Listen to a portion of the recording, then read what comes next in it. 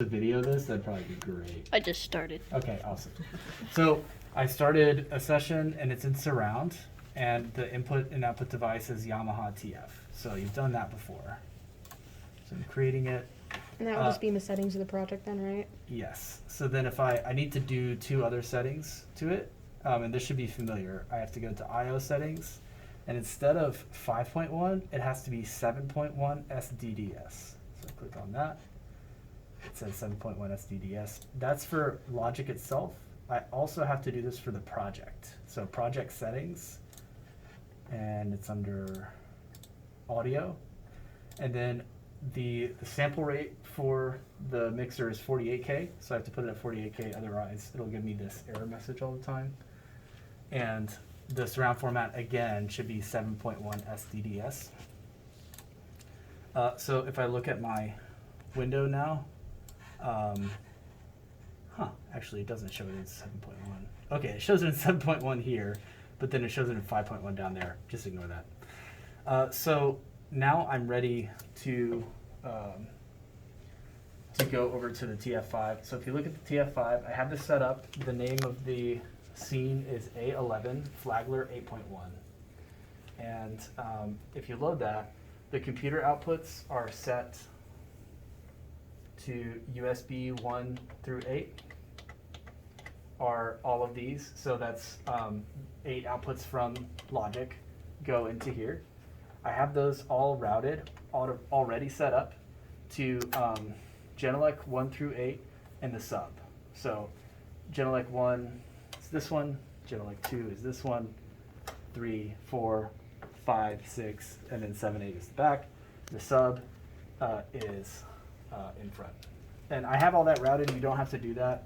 If you're curious about it, you can look at you can click on the auxes and see what all's routed into each channel. Basically, output 1 is channel going to aux 1, which is going to speaker 1, 2, 2, 2, 3 goes to 3, goes to 3, etc. And the sub has all channels going to it.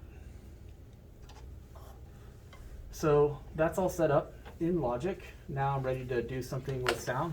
So I'm just going to try to import an audio file. I have to convert it to 48K. And this is one of Megan's files. Okay, so also I'm going to check each speaker. So I have this little listener icon right here, and I can send some pink noise to each speaker. I'm just going to do that so you can hear how it is. So I have to go to the output and turn all the speakers on.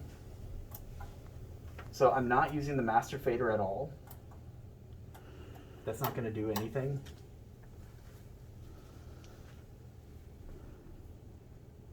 Okay, that should be doing something actually. Great, glad you guys are videoing this. There we go.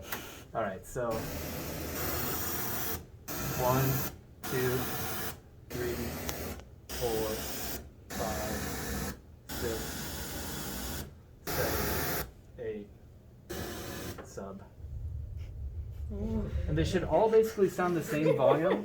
5 and 6 sounded slightly quiet to me, so we might need to do some adjustments on the monitors themselves. But as you can tell, like, they're all plugged in, they're all working, yay. So now I've got my sound. So this is the part that I haven't shown you at all before. So if I do this, right now it's gonna play it back in 7.1. It'll send it to all the speakers in a really weird way because Logic doesn't do anything beyond 7.1 very well at all. It like totally craps out. So instead of using Logic's pinning, we're using what's called Spatgris.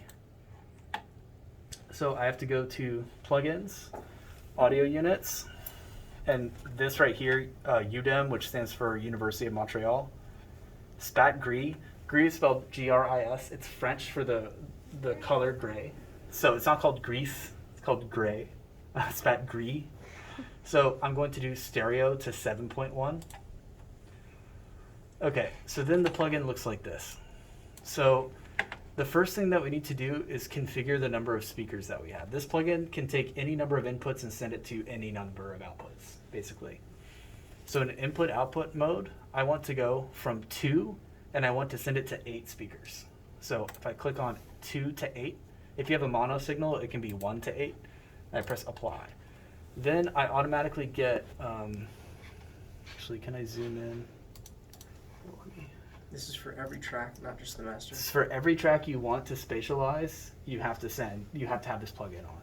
And you can see it automatically puts all the speakers in the right place. 1, 2, 3, 4, 5, 6, 7, 8. That's great. And then I can start moving things around and panning things. I'm going to link 1 and 2. Okay, so I can control where I place the sound within 8.1, and I can also control how wide the sound is. So like, does it get sent to all of them or just really focused on one? So this is like the 5.1, but more defined in a way. 5.1, but better, yeah. So if I play this, I have all my speakers set to the same volume level. I'm going to start with it down.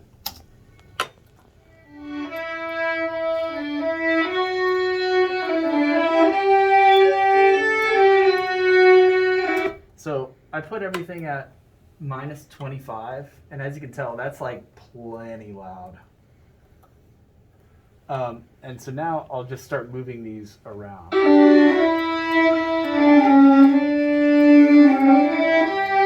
I'm going to turn it down a little more.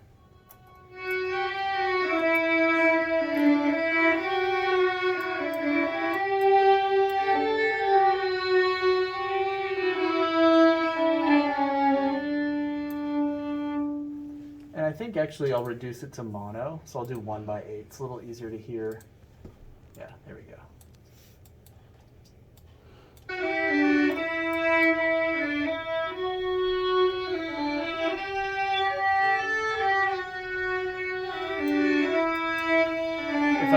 If I make the pan span really tight over here, then it will sound really directional.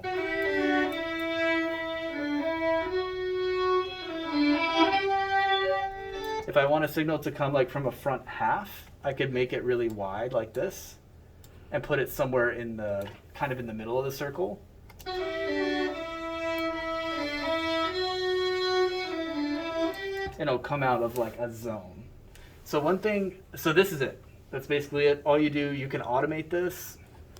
I'll show that really quick. And now look at this. It's showing 8.1 in down here instead of 7.1. It's converting it, right? So automating is a little bit complicated. Basically, we're just using 2 zones. We're just doing X and Y. So it's only 2-dimensional. So you can just draw this in with source 1 X and source 1 Y. I recommend you actually use the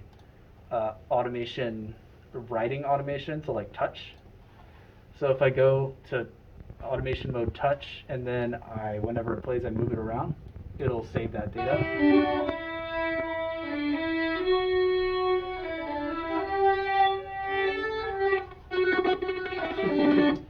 And you can see it writes all of that data into the automation. Another thing I recommend, this plugin and this setup is a little bit heavy. It's a little bit CPU heavy. So after you've done something, if it starts giving you overloading errors, what you should do is bounce this down. So if I want to bounce this down, you could just bounce regions in place or bounce your whole session, but just solo one track. So let me do that. So project or section, I have my track soloed, and make sure over here to do it as a surround bounce, and then it'll bounce it as an 8-channel file. So I'm going to do a surround bounce. Bounces the whole thing. And then if I go to that file, if I just drag that file in, it's actually going to be an 8-channel file. Here it just looks like stereo, but if I open it in Audition, watch it log me in. Come on. Log me in automatically. That'd be so. Oh, yeah. It shows my bounce is in 8 channels, not in 7, but in 8. So basically, we're using this plugin Spatgris to make Logic a little bit more flexible. And then if I have that if I bring this bounce back into my session, if I solo it, it should sound like it should have the automation that I put on there. Which it does. So once I do that, I can actually, mute Spatgris from that track and save CPU. So now I'm just playing back tracks. I'm not like doing a bunch of CPU intensive things. That's basically it. Whenever you're finished with your project, you'll just bounce it down to a final surround bounce.